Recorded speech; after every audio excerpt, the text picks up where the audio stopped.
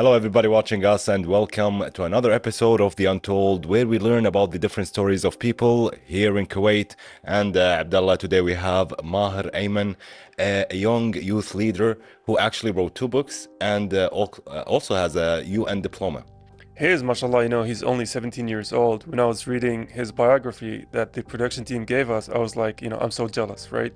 Mashallah, he's accomplished so much at such a young age, and I'm so interested, so curious to talk to him, get a little bit of that wisdom. As someone who spent a lot of his 17-year-old years, playing Counter-Strike, eating pizza, I'm so, envious, I would say, of the amount of intelligence they show, and I can't wait to talk to him. Well, Abdullah, I can't say otherwise because I was the same as you. But without further ado, let's get right into this interview after this break. And of course, ladies and gentlemen, we are back here on The Untold with our guest, Mahir Aiman. Thank you for joining us here and taking the time out of your day, of course. Thank you for being with us, Mahir. We know you wrote two books and you got a UN diploma, mashallah. But can you tell us about your life, about young Mahir before all of that? First of all, thank you for inviting me here. I am honored to be a part of this podcast. And before the UN diploma, the books, the debates, I feel young Mahir was more insecure and he was underconfident. Because the culture around us has made such high standards of definition of attractiveness or beauty or charm, and I never quite fit into that, even as a child, even now, which I do not have an issue with, by the way. But he was insecure and he felt uncomfortable in his own skin. But then over the years, you sort of adapt and you learn, okay, I see myself in the mirror too. And if someone else is pointing it out, maybe they're just blind. And underconfident because I had a huge fear of being judged. It was always ringing in my head, what are people going to think if I mess up this, or if I address an audience and if I mess up there, what is it that people are going to say? To sum it up, he was very insecure, underconfident, and he was an extreme introvert. MashaAllah. And as someone who also shares a lot of similarities there, gaining that confidence as you get along is a major milestone in your personality development. So I do want to ask you, because you were going into debates, going into arguments, going into the front lines, I would say, of talking to people, how did you find that confidence, develop that courage, right, to stand in front of people and be like, no, I have my points, I have my arguments? Okay, so for that, I remember a quote that a teacher of mine told me. A smooth sea never made a skilled sailor. It was hard for me. There is a very peculiar thing about me. When I feel nervous, I actually feel nausea as well. So it was really hard for me to push myself and share the ideas that I'm having on stage. And it's not like I was perfect from day one. I did mess up a lot of speeches, and I did bail out a lot of times, last moment. But as the stone rolls, it gets rounder. So as I was facing it more and more, at one point I had adapted to it, and I'm able to now go onto stage fearless, and I can say whatever I want. So the confidence developed from going again and again and again. So sheer practice. Mahir, mashallah, you took a lot of courage to get out of your comfort zone and face all of that, especially as an introvert. Maybe a lot of people may stay in their comfort zone and never. But also, you are still young and have a long road ahead of you. But as a person who grew up in Kuwait, what has sparked your interest or sparked this that to give you the courage to start this? So personally, throughout my journey, I don't think there was a single person or a single defining incident that pushed me into this journey. Rather, it was a combination of a lot of experiences and a lot of people. To begin with, the first few names that come to my mind: my mom, my dad, and my elder siblings, my elder sister. these people had always kept their belief in me, and that really made me question, like, do they see something that I do not see? Because I never had that amount of confidence. I couldn't go and I could say, okay, I can do that, or I can give the speech, or I can debate. But they always told me, no, you're excellent, you're gonna do it, go ahead, just give it a try. And then I also remember in 2025 at my school, the investiture ceremony wherein the new council gets their badges and duties. The ceremony was being held out, and the principal, Dr. S. Prashant Vasudev, he came to the stage and he told that in life there are only two ways, the easy one and the right one. And that really stuck to me, because now each decisions that I make in my journey, I perceive it in that manner. Either there's an easy side or a right side. And that is also one of the reasons why I refuse to integrate AI with my work, because I feel that I will not receive that satisfaction that I will get from completing my work on my own as compared to any AI helping me out in there.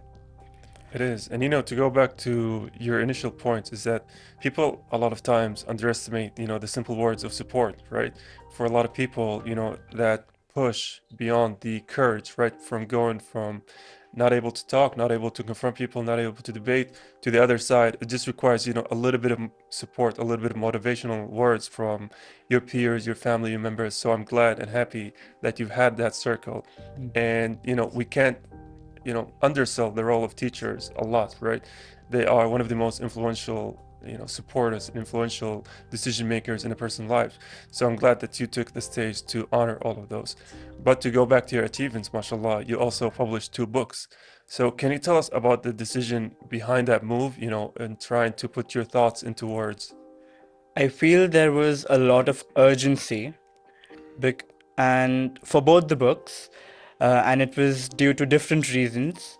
For my first book, Memoirs of 13 Days of War, the urgency was that I wanted to honestly document what the people were living through during the conflict, while I was living through it, because then those words, those emotions are authentic. But if I waited till I was elder, or if I had, for say, left Kuwait, and then I published a book, I do not think I would be able to bring out that emotion which I may have felt during the moment. For my second book, titled When a Generation Spoke, it explores how the Generation Z, or Gen Z, they have been standing up for their rights wherever they felt injustice. And it would be a personal failure for me if I was not able to document document those movements as a person from the generation itself, and some other person who may not be a part of this generation interprets it according to their own terms or point of view. That would be a personal failure for me. So that sense of urgency in both the books really pushed me to try and get it published as soon as possible. Mahir, you focused a lot on human stories rather than, like in your book, Memoir of 13 Days of War, you focused on human impact rather than a political timeline. What was the hardest barrier that you had to push through to cross for researching on these human stories?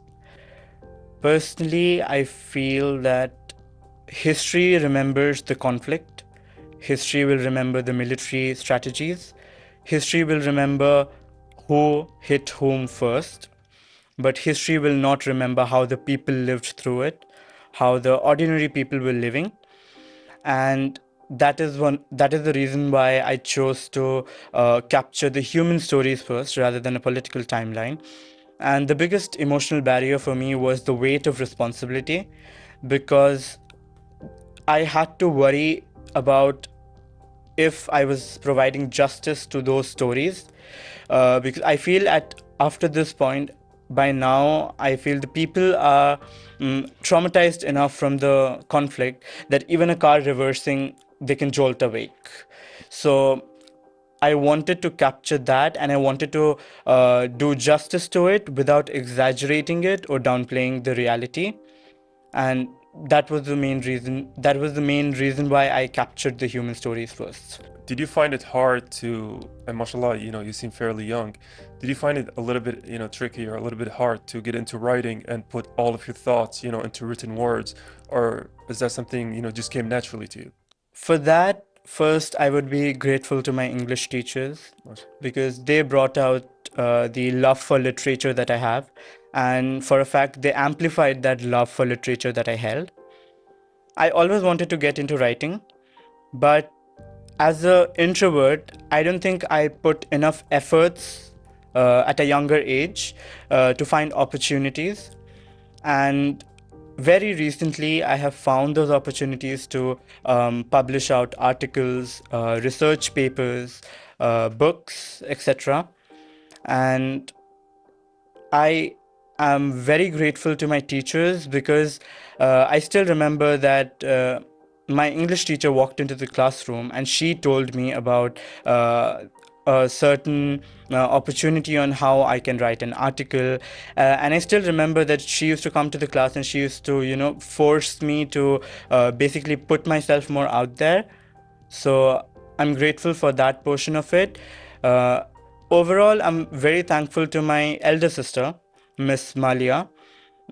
She has always supported me. She was the first one to read my first book's first draft, and she was the first reader, and she was the first person to give me a feedback. And she was like, "Mahir, go ahead. You can do it. You will establish yourself." And I don't think I calibrate myself as a, say, author or a critic. I calibrate myself as a part of the youth who is interested in international affairs, and I'm doing as much as I can to contribute to the world more. Mahir, mashallah, you had the blessing of having too many people who are supporting you in your life, and I think also it takes courage from you to actually follow their lead and try to learn from them. But Mahir, how did a regular night on your part look like, balancing between schoolwork, UN courses, and writing your book? What did you have to sacrifice to make these achievements? Personally, an average night would be, first I will complete my any duties that I have as the serving vice head boy of my school. That includes any council work, or if the juniors need any help, they may call me and I may help them out. So after I'm done with that, I focus on my academics, and then comes the UN courses. I try to it is a self-paced course, so I try to finish as much as I can in a night. And then comes any article that I may have to put out, or any book draft, or any other project that I'm doing personally for myself. And usually I feel many people tell me that this sounds very exhausting, but as a person with a passion in writing and a person with a passion in diplomacy, I find it very leisurely instead. For sure, I'm losing the hours of maybe chatting with your friends or going out or just relaxing, lethargy. But I feel that to reach the point highest in my ambitions, it is required for me to maybe sacrifice those things. To gain something, I would have to lose a portion of it.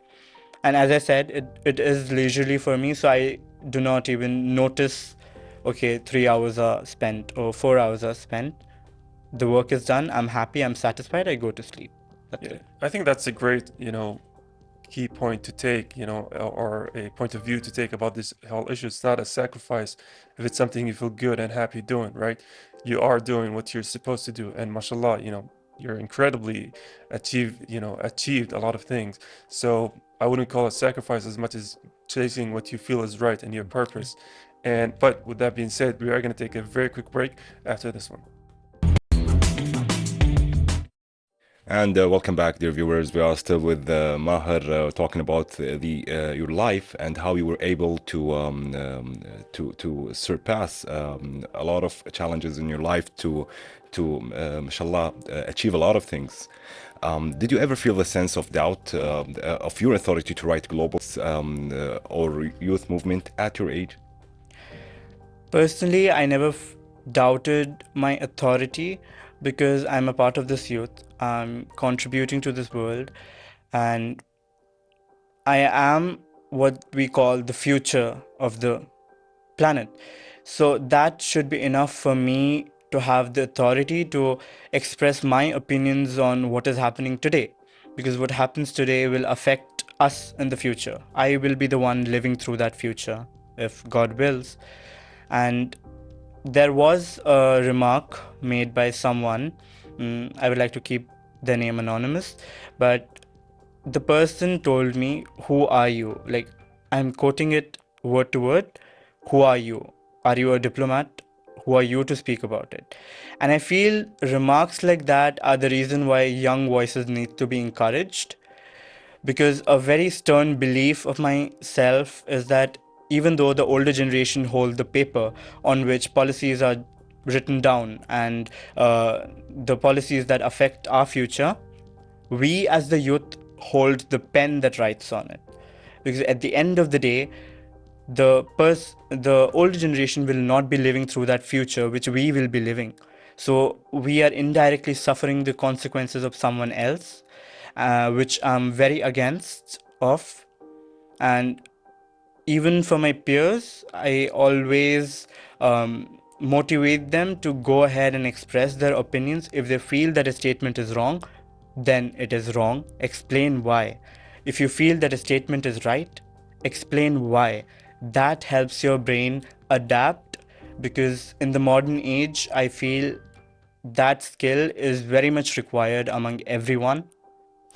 Mahir, maybe that was your first debate, but I think debating takes a lot of courage, because you need training on that, because no one can debate right out of without like formal training and getting the right of your craft.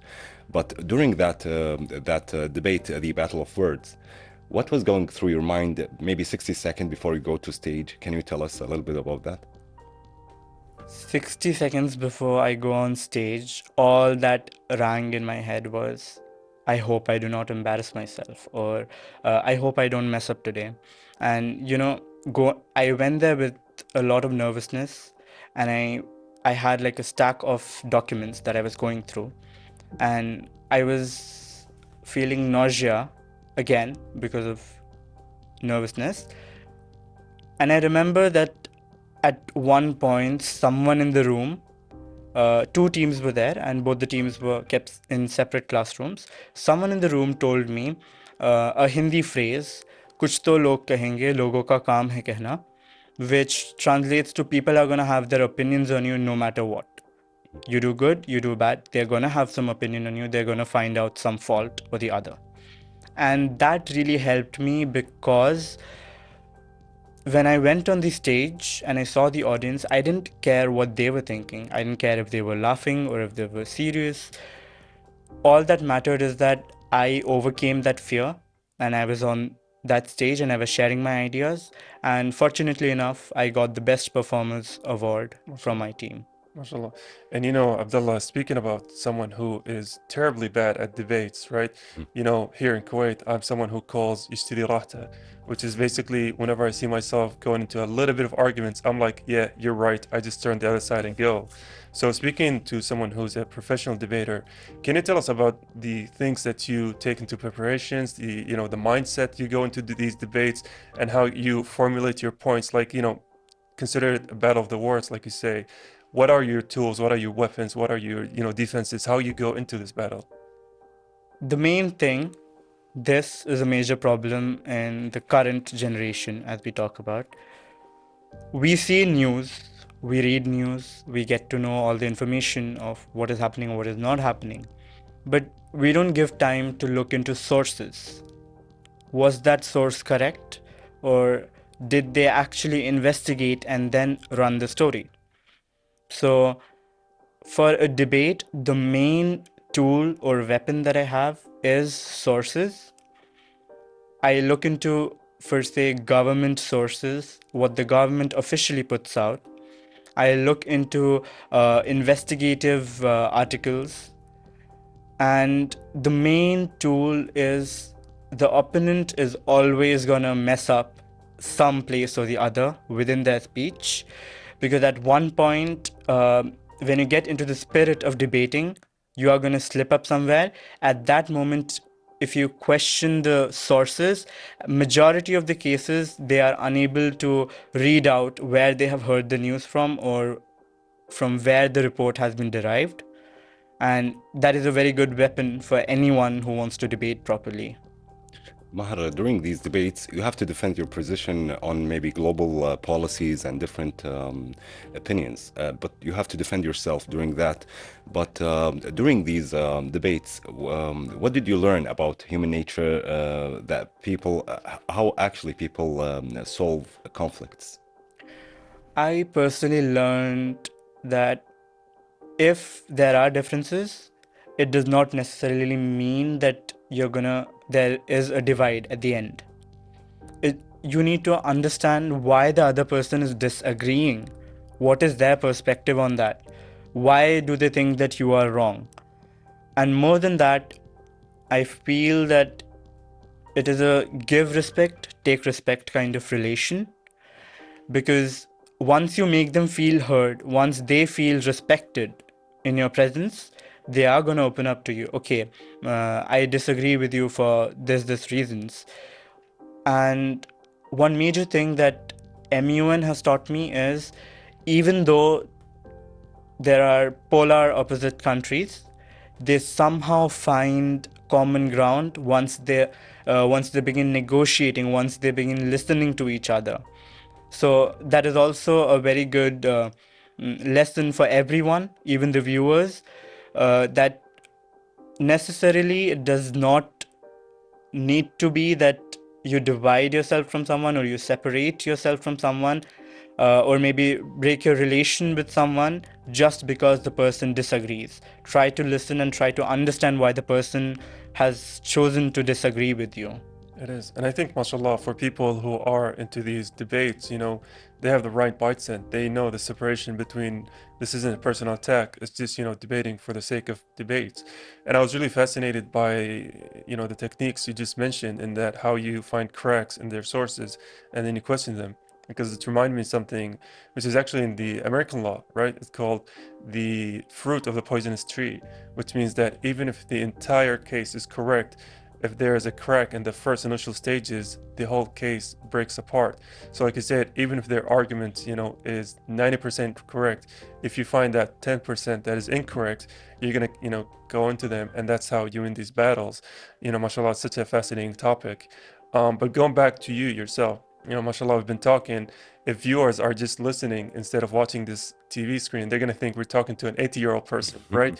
You're so filled with a lot of wisdom, a lot of intelligence, mashallah.